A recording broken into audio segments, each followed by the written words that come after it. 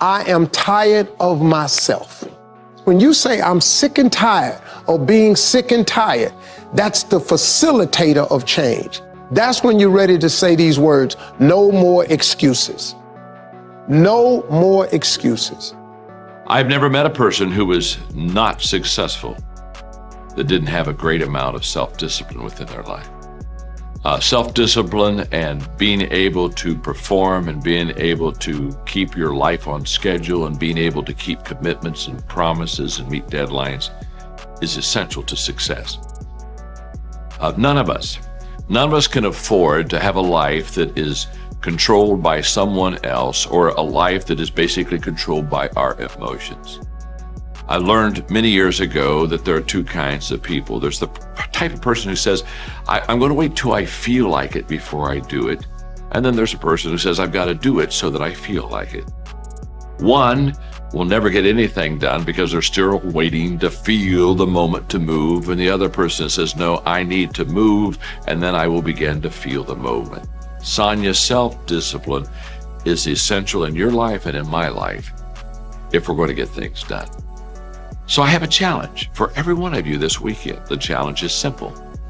As you go through your weekend, and sometimes it's kind of hopefully an easier time of your week, ask yourself, am I practicing self-discipline in my life? Am I doing the things that I should do because I need to do them, or am I kind of waiting to feel the moment? If you don't know this quote, live by it. One can have no smaller or greater mastery than mastery over oneself. That's Da Vinci. Da Vinci did amazing things with his life. I wanted to do equally amazing things with mine. And if that's the game that we're playing, if I can construct my belief system, if I can choose at any moment to believe something that's more empowering than I was believing the moment before, and that will actually find its way into my actions, allow me to do things that I couldn't do the moment before, then it's like that moment in The Matrix where Neo realizes he knows Kung Fu. And that's like, as funny as that is, that's how I think about life. To me, the very fundamental purpose of life is to find out how many skills I can acquire that have utility, and then put that utility to the test in service of something greater than myself. Stop comparing yourself to others. So the first thing you do is stop focusing on other people. Instead, focus on being the best version of you that you can. Then you'll recognize that you deserve to sit at the big table with everybody else after you become the best that you can be.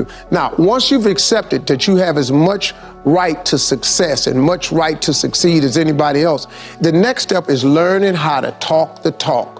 You have to get fluent in the language of success so you speak it with ease. Surround yourself with people who've accomplished their dreams and immerse yourself in the culture of achievement. The ideal situation for a man or woman to die is to have family members praying with them as they cross over. He said, but imagine, if you will, being on your deathbed and standing around your bed, the ghost of the dreams, the ideas, the abilities, the talents given to you by life, and that you, for whatever reason, you never went after that dream.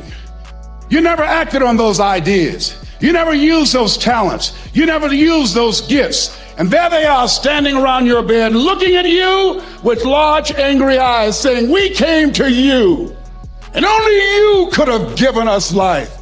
And now we must die with you forever. And the question is, if you died today, what dreams, what ideas, what talents, what books, what music, what leadership, what voice will die with you? Miles Monroe, great orator and speaker, said the wealthiest place on the planet, it's not in the Far East where there's oil in the ground. It's not in South Africa where there are diamond mines. He said the wealthiest place on the planet is the cemetery. Because there you'll find greatness that we've never seen. There you'll find talent and genius and potential never actualized. Perhaps that's why Henry David Thoreau wrote the words, "Oh God, to reach the point of death, only to realize that you've never lived." Maybe that's why some unknown writer wrote the words, "What if you live your whole life only to discover that it was wrong? That it was wrong. That you were chosen to do something else and you didn't do it."